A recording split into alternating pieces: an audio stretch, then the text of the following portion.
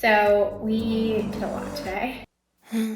Wow. I think you might be right. I'm thinking maybe I'm way past the point of no return. I'm running traffic lights to spend a little time looking into your eyes. Swear I've been aching, I've been waiting for you all my life. This must be what love feels like. You got me high as a satellite. All that I know is I think I like life a little better with you on my mind.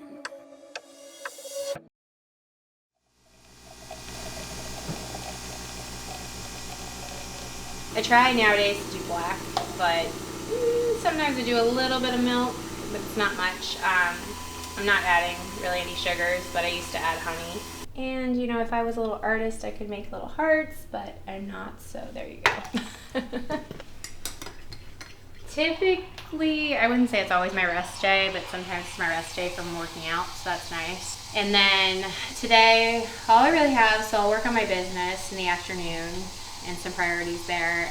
And then I have a friend, like a catch-up call with my friend that lives in Nashville. So today, it's been nice. I actually was talking to someone about this the other day. I've had some downtime, so I need to really take advantage of this downtime right now. With the fashion line, we're just waiting on samples, so I really have some good time to myself to figure out priorities. On days that I'm not traveling and nothing on the schedule, I would say it's still hard for me to relax, but I do try to relax. But on a day like this, it's a beautiful day out. I should go outside. We'll see if I actually end up outside, but I'll just probably relax right here on the couch, just stay right here, and then, maybe open my laptop, just figure out some things. I do have a podcast that is really near and dear to my heart, so it's called The Things That Matter. I started the podcast because wellness and mental health is very important to me, and I knew I couldn't start a company without having those fundamentals in place. So on my podcast, I have people come on and share their stories of how they deal with mental health and what's going on in their lives. So I've had all different people from different industries come on and talk about their story, but I also have people who find wellness practices that work for themselves. So whether it be yoga or meditation, I have people in those industries come on and just talk about their story and how it's helped them. So I started a podcast because I wanted people to share different stories and stories that may resonate with people that may feel like they're alone. Maybe they're dealing with depression, maybe they're dealing with anxiety, maybe they're dealing with a family member that's going through something. Maybe it's as simple as they've got a whole family and kids running around and they can't figure out how to have downtime. So I really started it for really everyone who needs something to connect with.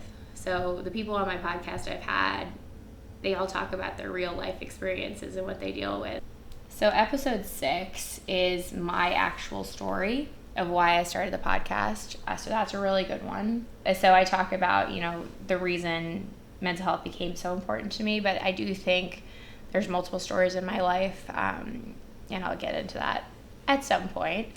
But there's other stories when it comes to my family and my upbringing, and I think there's even another story when it comes to, starting my own company and kind of all my career journey up until now. So this is part of my story, and this is a big part of my story. I do love the one I just launched the other day. It was episode 10. It was called, I called it Your Inner Voice, but I had someone on that teaches yoga, and we just talked about a lot of things how yoga's helped, and she's integrated her mental health counseling background into yoga and the importance of that. But we talked about a lot of things that just kind of not boxing yourself into a certain title, or like I'm just a fashion designer or I'm just an entrepreneur.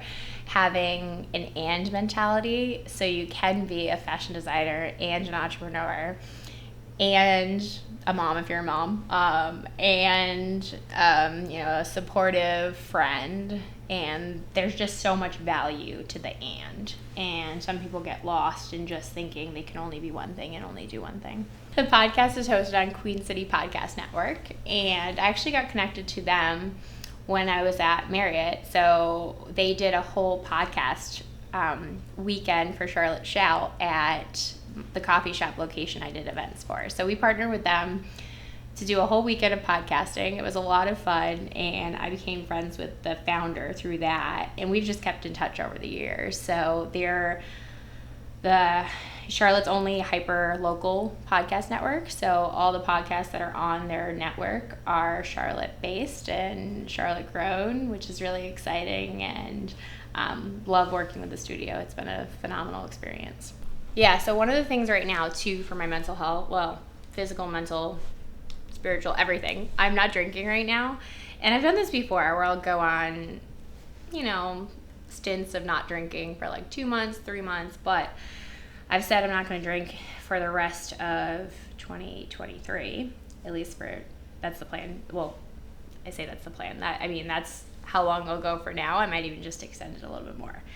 But there are a few things that help me to stay balanced. I have this app called Drink Control, which I'll show you so this is the past, it does 43 days back, but it's kind of cool. Like, you have a calendar, and every time, so like today, if I hit dry day, it just says, it says it's a little early. Do you really want to say it's a dry day? But I'm going to mark it. And then it kind of gives you like this little confetti and just makes you feel really good. But if you were to come to, say I was going to go back and say I had to add a drink, it gives you all types of drinks that you can add. So I use this honestly just to even track my own drinks. Like, if I'm going to do wine, and then it gives you medium glass, all these things. So say I have 2 glasses of wine, I save the drink, it gives you a color, and then you can kind of just keep track of that based on how much you want to be drinking a week. I'll show you. This is another thing I was tracking, but the nice thing is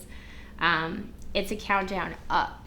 So I feel like this is even more effective. So if you start, say, January 1st and you're at January 28th, it'll say 28 days of not doing something, which I feel like is very effective. And then it tells you little quotes down here. So it says, "The gem cannot be polished without friction, nor a person perfected without trials." So it gives you a different quote of the day. I like that. And I like that it counts up too. I realized I was drinking a lot and just never really paying attention to how much I drank. It was almost so different than my normal day-to-day. Like, in business, I'd be a certain way, and then I feel like in my personal life, it just didn't reflect that.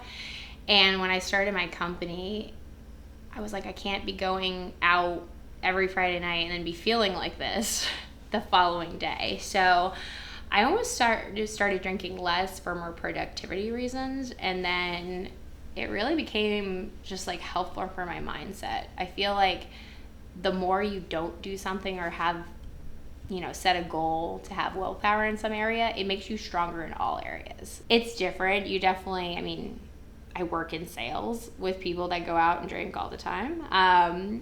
Not everyone, but most of the people. And, last week or the week before in Boston, when we were doing Italian, and I had to make sure I was eating on the diet I'm eating on, or at least adhering to it somewhat. And then, the team got a bottle of nice wines. It's, there's times where I'm but then honestly, once the night kind of wraps up, you're like, wow, I'm kind of glad I wasn't drinking, because I wouldn't feel like they do tomorrow morning.